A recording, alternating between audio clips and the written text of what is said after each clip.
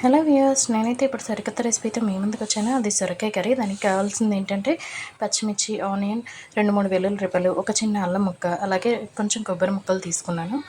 ఇవన్నీ కలిపి మిక్సీ జార్లో వేసేసుకొని దానికి తగినంత ఉప్పు, మీన్స్ కూరకు సరిపడా ఉప్పు అయితే నేను ఇక్కడే యాడ్ చేస్తున్నాను. సో ఉప్పు యాడ్ చేసేసి మెత్తగా మిక్సీ అయితే పట్టేసుకోవాలి. నేను దీంట్లో వాటర్ అయితే యాడ్ చేయలేదు. ఇలా కలిపి మిక్సీ పట్టేసి పక్కన పెట్టేసుకోవాలి కొంచెం సేపు. సో తర్వాత ప్రాసెస్ ఏంటనేది మనం ఇప్పుడు చూద్దాం. ముందుగా స్టవ్ వెలిగించి కుక్కర్ని పెట్టేసుకున్నాను. కుక్కర్లో కొంచెం ఆయిల్ అయితే వేసాను.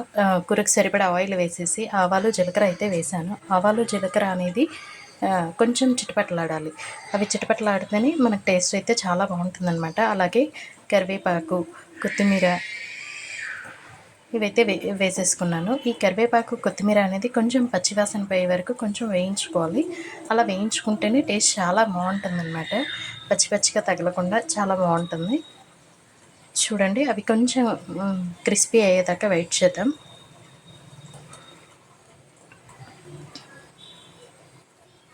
సో నేనైతే ఒకసారి ఇలా కలిపేసుకున్నాక ముందుగా కట్ చేసి పెట్టుకున్న సొరకాయలను అయితే ఇక్కడ యాడ్ చేద్దాం అనుకుంటున్నాను.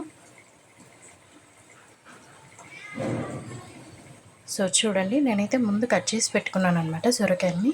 సో వీటిని అయితే ఇక్కడ నేను యాడ్ చేసేస్తున్నాను. చూడండి, ఇలా సొరకాయ ముక్కలన్నీ యాడ్ చేశాను. సో అవన్నీ యాడ్ చేశాక మళ్ళీ ఒకసారి కలిపేసుకొని కొంచెం శనగపప్పు, అలాగే కొంచెం పసుపుని నేను ఇక్కడ యాడ్ చేస్తున్నాను.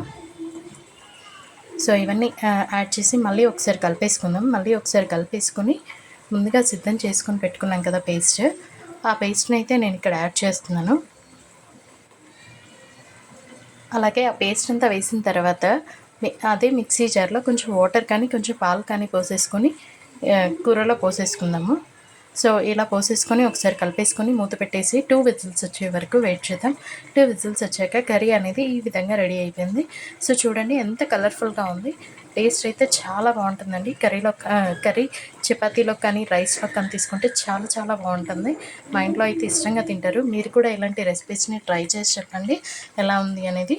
అలాగే ఇలాంటి రెసిపీస్ కోసం మన ఛానల్ని అయితే ఫాలో అవ్వడం మర్చిపోకండి. లైక్ చేయండి, కామెంట్ చేయండి, షేర్ చేయండి, సబ్స్క్రైబ్ చేయండి. Thank you.